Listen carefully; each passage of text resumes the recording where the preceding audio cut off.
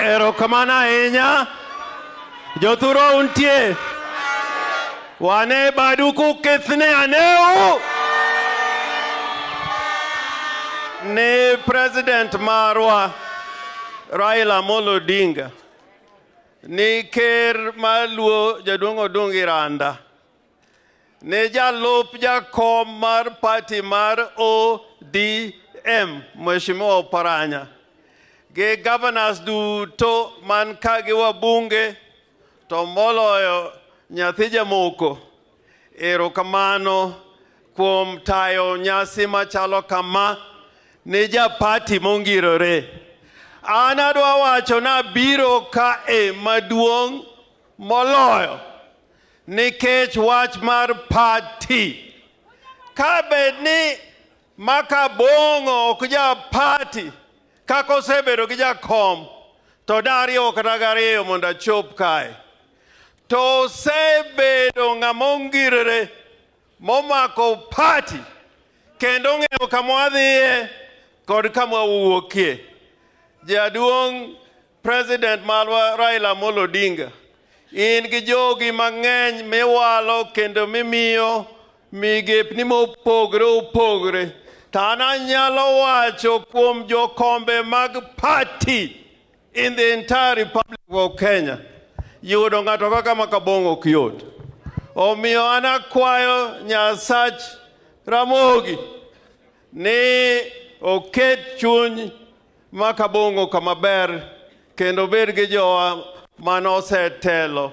Kendo wakwayo ni wabed gi jowa moko ma nyalo bedo party motelo ni party machalo Makabongo.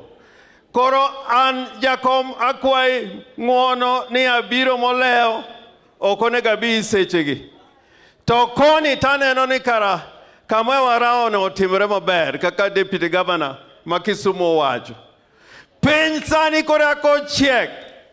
Kuonde manchane ji paro ni piny nyalo bedo mayot. Aneno gi wang'a jakom, aneno gi wang'a. Kendo kaka orwakwa kacha, ok orwakwa nono Orengo nyatieng'. Wan wachni ema ji wacho kanyo ni baba onego nyon kanyo. Kidhi kanyo kata kawuono kopo ni rawo Kericho, to dine gik mapok ineno Kericho nyaka nene. Nikech ji ywak te. Omiyo ni jomoko manyalo wuok ni gin gidhi dwaro dongruok kamoro mopogre gi kaka jakom nosechano under national government gi county government. To in ng'at ma go siasa molal.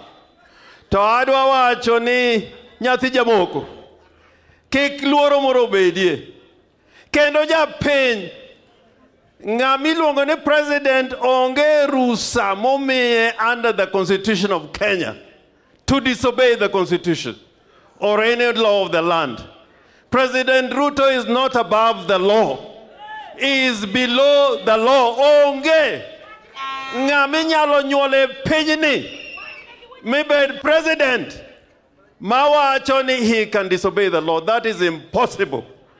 To in kaka japiny, ka jatelo moro mar sirikal owacho ni tim gimoro moko luwore gi chik, you have a right under the constitution to disobey.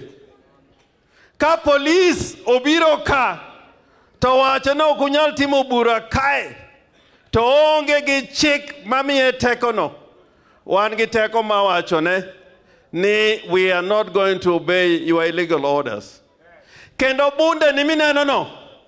Bunde no tek mana kinyalo tiye kode kitiyo gadieri. To ka jopiny olokre kodi, digo risase mang'eny mi ywagi mi ringi. An aseneno polis ka ringo oganda. Polis kik iluor. An awacho ni kaka nyathi, awacho ni kaka ng'at manonyuol gi polis. Do not fear. And the police in this country, we are telling you, if you cannot deal with those who are harassing Arati, then you have no moral basis or legal basis to harass anybody in the Republic of Kenya. Ni samowachi ni changam ni kamoro to police ringo pio. Samone ng'ato kamoro polis ok nen. To samidwa yiko ng'ama chalo kama. Ma polis mofuo kamin. Ni biro ka.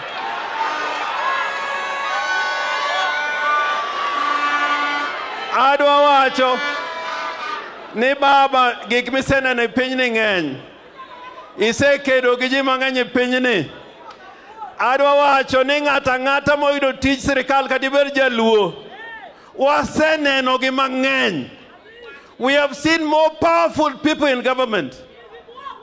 Oyugi nen ka, no tegno, to jomoko be nosebedo kombego. Ndalo moko kike amayo be neni ka, mako wacho ni riembi kanu ti riembi. Te en nokwongo riembe kuro. Omiyo ng'ato manigi kom mora in the Republic of Kenya. You must recognize that the people are supreme. Jo Kenya are supreme. One watch mwawinjo ni ke Jakom knows what the law is. Jakom, you made this constitution. You made the devolution. One ki wacho no ni tim kama. To angeni se paro and there is justification for us to do what you tell us. Omiyo an awacho kako rengo nyatien ka tieko no chilo asebudho ni kota ahinya asebudho go kora ni police kagi moro timre kae kata winjo ni kijana moro fuo kae anyo chana wacho siaya ni kama ntie ja UDA oklose kama ntie ja UDA oklose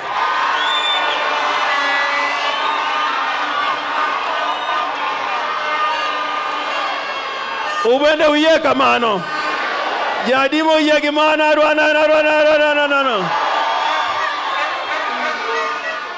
Koro wadwaro ni pinywa miluongo ni Nyanza nyaka Kisii Nyamira. Kaja UDA mo biro kama untie. To onge justification. Onge gimomiyo obiro ka jomonyo biro ka nyoro. Ng'ama kamano kikiluor kendo jaridi onego chak tiyo kuom ji koro eka ji nyalo winjo wach.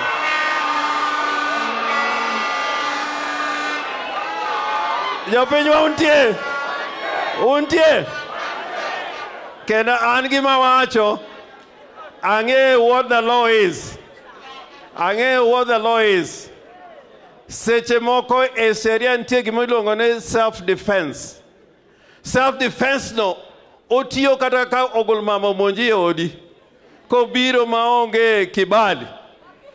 Ka ng'ati yudo kata e odi ka obiro e room kamonego kodonje kata obedo ogol mama.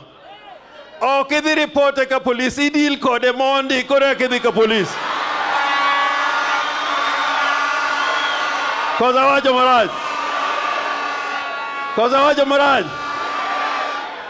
Ni dhako manyuomo makendo maketi ot tayudo ka ng'ato donjo e odno ok adhi ka polis adil na kodi mondi koro eka nyalo dhi kucho. Omiyo Jakom wan kodi gima neno koricho en ni wuoth michako ni midwa luoro go Kenya. Idwa luoro piny gi guo kendo wuodhno dhi nyuolo gimoro. Ero kamano jo Migori. Thank you and God bless. Boom.